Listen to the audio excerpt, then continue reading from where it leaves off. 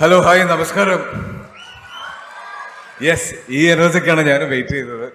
തിരുവനന്തപുരത്ത് വരുമ്പോൾ പ്രത്യേകിച്ച് ആദ്യമായിട്ടാണ് ഇങ്ങനെ ഒരു സ്റ്റേജിൽ ഞാൻ നിൽക്കുന്നത്. ഇതെൻ്റെ ആദ്യത്തെ സംസ്ഥാന അവാർഡാണ്. ആദ്യം തന്നെ സർക്കാരിനോട് നന്ദി പറയുന്നു.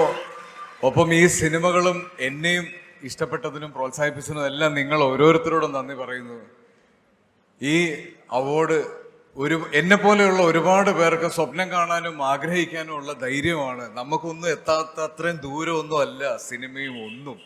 അപ്പോൾ അത് എല്ലാവർക്കും സാധിക്കുന്ന ഒരു കാര്യമാണെന്നുള്ളൊരു ഓർമ്മപ്പെടുത്തലാക്കാൻ ഞാൻ ആഗ്രഹിക്കുന്നു.